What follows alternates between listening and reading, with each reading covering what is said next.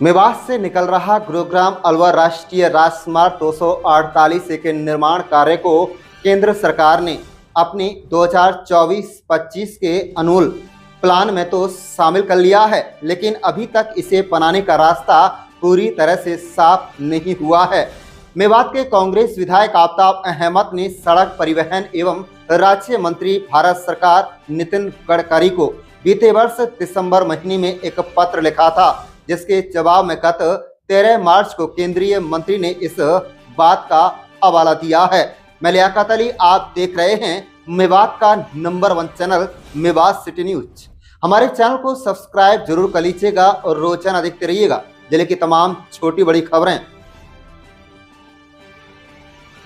नूंह से कांग्रेस विधायक आफ्ताब अहमद ने भारतीय जनता पार्टी की सरकार को घेरते हुए कहा कि राष्ट्रीय राजमार्ग अब खूनी रोड के नाम से जाने जाना लगा है। इस मार्ग पर वाहनों की संख्या अधिक है और इसे 4 लेन बनाने की मांग पिछले कई दशकों से लगातार विधानसभा से लेकर सड़क तक उठाई जा रही है, लेकिन सरकार इसको लेकर गंभीर नहीं है। आफ्ताब अहमद ने कहा है कि इस सड़क के काम को एनुअल प्लान में शामिल करना काफ़ी नहीं है। इससे पहले भी एनुअल प्लान में शामिल किया गया था, लेकिन इस पर निर्माण कार्य आज तक भी शुरू नहीं किया गया। कांग्रेस नेता आफ्ताब अहमद ने 4 दिसंबर 2024 को सड़क परिवहन एवं राज्य मंत्री भारत सरकार नितिन गडकरी को इस मार्ग को लेकर एक पत्र लिखा था, जिसका जवाब 13 मार्च 2025 को केंद्रीय मंत्री ने दिया है। आपको बता दें कि इस सड़क मार्ग पर तकरीबन 555 करोड़ रुपए से अधिक की लागत आएगी और इसकी लंबाई लगभग 47 किलोमीटर है। इस मार्ग को नूंह नौकामा राजस्थान बॉर्डर तक 4 लेन किया जाना है।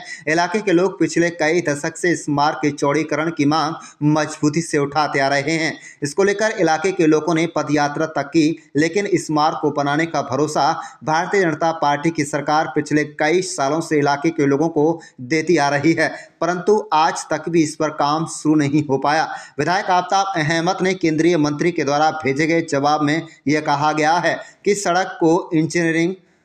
प्रियोरमेंट कंस्ट्रक्शन यानी ईपीसी मोड पर बनाया जाए। जिस कंपनी को इसका ठेका दिया जाएगा वह इसका सारा काम शुरू से आखिर तक देखेगी। आप देख रहे हैं नूंह मेवात से लियाकत अली की रिपोर्ट। आज उठाते रहते हैं। आपने केंद्रीय सड़क मंत्री नितिन गडकरी को भी एक चिट्ठी लिखी है, क्या जवाब आज मिला है? सबसे पहले तो मैं ये कहूँगा कि 2014 में यूपीए सरकार के अंतिम फैसलों में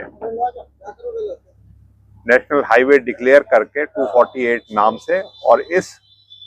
नूंह से लेकर अलवर बॉर्डर तक इसको 4 लेन की मंजूरी दे दी थी,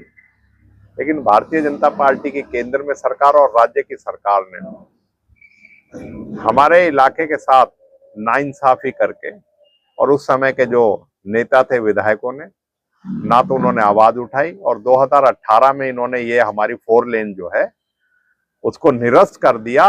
कि मुंबई एक्सप्रेस हाईवे निकल रहा है, इस वजह से इसकी जरूरत नहीं है। लेकिन आप देख सकते हो मुंबई एक्सप्रेस हाईवे भी निकल गया और पिछले जो है 6-7 साल में आप देख सकते हो कि इस सड़क का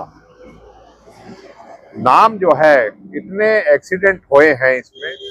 हजारों निर्दोष व्यक्तियों की, नौजवानों की, महिलाओं की, बच्चों की जान गई है इसमें। इस जो नूंह से लेके अलवर इस सड़क में, क्योंकि ट्रैफिक इतना ज्यादा है और बार बार आवाज उठाते हुए हमने विधानसभा में, पैदल सड़क पर चल के भी, यहाँ के सामाजिक संस्थाओं ने भी, हमने भी हमेशा मांग करी है और उसके लिए पूरी करी है। हमने 4 दिसंबर को फिर से विधायक बनने के बाद नितिन गडकरी जी को एक चिट्ठी लिखी थी और अभी हाल ही में विधानसभा के सत्र में भी हमने इस बात को, मैंने और अन्य विधायकों ने भी उसको उठाया है और 13 तारीख को नितिन गडकरी जी का एक पत्र जो है उसके जवाब में लिखा है कि हमने ये 2024-25 के एनुअल प्लान में तो शामिल कर ली है और इससे पहले भी मैंने चिट्ठी में भी ये लिखा था 2022-23 के भी एनुअल प्लान में शामिल थी, 2023-24 के एनुअल प्लान में भी शामिल थी, लेकिन जो है एक में 855 करोड़ का था और एक में अब सरकार ने फिर से नवंबर के महीने में हरियाणा सरकार ने इसे 2 चरणों में करके एक मतलब 2 भादस और बालब के बाईपास को अलग करके इसको 555 करोड़ रुपए की प्रपोजल भेजी है, जिसे आप मंजूर करें। तो उन्होंने कहा है कि हम अभी भी ईपीसी मोड, ईपीसी में है कि engineering procurement and construction mode होता है एक, कि वही डिजाइन करेगी एजेंसी, वही उसमें माल लगाएगी और वही उसको कंस्ट्रक्ट करेगी। उस मोड पे अभी भी विचाराधीन है। तो मेरा आपके माध्यम से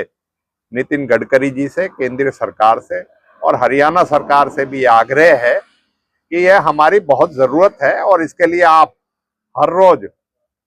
हमारे प्रदेश के मुख्यमंत्री नायब सैनी जी प्रपोजल को पास कराने के लिए जाते हैं। इस प्रपोजल को भी विचाराधीन ना होके एनुअल प्लान में शामिल होने से सड़क नहीं बनेगी। इसको जो है ईपीसी मोड पे इसको मंजूरी दिलाएं, जिससे यहाँ के लाखों लोगों को और एक हमारी जो बुनियादी जरूरत है